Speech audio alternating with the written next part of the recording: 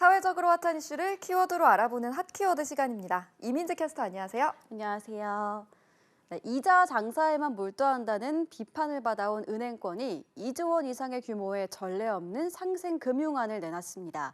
고금리로 고통받는 자영업자와 소상공인들을 위해서 이자 캐시백을 시행하겠다는 건데요. 핫키워드에서 짚어보겠습니다. 사실 은행권이 서민 지원책을 먼저 나서서 마련할 리는 없겠죠. 그동안 정부의 압박이 상당했다고요? 네, 그렇습니다. 고금리로 서민은 어려운데 은행권은 이자 장사로 44조 원이 넘는 역대 최대 이익을 내면서 비판이 끊이질 않아왔습니다. 대통령도 은행들의 갑질을 막아야 한다며 비판도 하기도 했는데요. 또 초과 이익을 기여금으로 내게 하는 횡재세 도입까지 추진돼서 움직임이 생겨나자 은행권이 서둘러서 지원 마련에 나선 겁니다. 이런 비판과 압박이 계속된 이유는 자영업자들이 버틸 수 있는 한계를 이미 넘어섰기 때문인데요. 채무액이 점점 늘고 있죠. 네, 그렇습니다. 통계청에 따르면 지난해 말 자영업자 한 명당 평균 1억 8천만 원의 빚을 지고 있었는데요. 대출액은 최근 5년 연속 증가해서 역대 최고치를 기록했고 연체율도 0.37%로 전년보다 높아졌습니다. 더 큰 문제는 대출을 3개 이상 받은 다중채무 자영업자 수가 지난 6월 말 기준 177만 8천 명으로 채무액도 743조 9천억으로 역대 최대치였습니다. 자영업자의 빚폭탄이 터지기 일보 직전이었는데 어쨌든 은행권이 등 떠밀려서 내놓은 정책이긴 하지만 반기는 분들 많을 것 같습니다. 구체적으로 어떻게 지원되는 건가요? 네, 가장 큰 비중을 차지하는 건 이자 환급입니다. 은행에서 고금리로 돈을 빌린 자영업자와 소상공인에게 이자의 일부를 현금으로 되돌려주는 방식인데요. 여기서 고금리의 기준은 연 4% 초과로 부동산 임대업자를 제외하고 4%가 넘는 금리로 은행에서 돈을 빌린 자영업자와 소상공인이라면 지원받을 수 있습니다.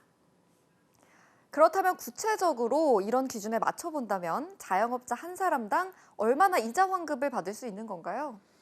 네, 대출금 2억 원 한도로 1년간 4% 금리를 초과한 이자 납부액의 90%를 지급하는데요. 한 사람당 최대 환급 한도는 300만 원으로 정해졌습니다. 한 사람이 받게 될 평균 금액을 계산해 보면 85만 원 정도 되는데요.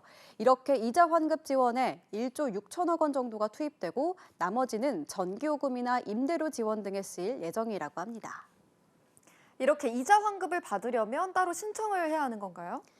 네, 따로 신청하는 절차는 없습니다. 이자 환급이 내년 2월부터 시작될 예정인데 각 은행이 자체적으로 지원 대상을 선정하고 얼마를 지원할지 산정하게 되는데요. 이자를 돌려줄 때도 대출자 계좌로 입금을 해줍니다. 그런데 문제는 은행권에서 대출을 받은 개인 사업자의 지원이 집중되면 1금융권에서 대출받지 못한 취약계층에 대한 형평성의 문제도 제기되고 있습니다. 신용등급 때문에 은행 대출이 안 돼서 더 비싼 이자를 내고 다른 데서 돈을 빌렸던 사람들은 불만이 많을 수밖에 없겠는데요. 네, 그렇습니다. 저축은행과 상호금융 등 제2금융권에서 대출을 받은 개인 사업자들, 신용도가 낮아서 고금리 고통이 더 큰데 지원 대상이 아닌 겁니다. 문제는 이뿐만이 아닙니다. 18개 시중은행에 사업자 대출만 있으면 부동산 임대업을 제외하고는 업종을 가리지 않다 보니까 유흥업종은 물론 개인 병원, 고소득 업종 등에도 혜택을 주는 것이 맞느냐는 논란도 제기되고 있습니다. 세부적으로 혜택을 받는 조건들을 들여다보니까 이런 불만이 충분히 생길 수 있는 설계네요. 네, 그렇습니다. 여기에 같은 은행에서 대출을 받아서 이자를 꼬박꼬박 냈지만 대상에서 제외된 청년과 노년층도 불만이 크고요. 또 소득 등 조건을 전혀 따지지 않은 일률적 이자 환급에 대한 도덕적인 해이 지적도 나옵니다. 네, 지원 대상을 정해야 하는 상황에서 형평성 논란은 불가피한 면도 있지만요. 더 꼼꼼하게 들여다보고 보완책 마련이 필요해 보입니다. 무엇보다 일회성에 그칠 수밖에 없는 이번 대책에서 나아가 은행들이 앞으로 기준금리 인하에 발맞춰 대출금리를 제대로 내리는지도 지켜봐야겠습니다. 지금까지 핫키워드 이민재 캐스터였습니다. 고맙습니다.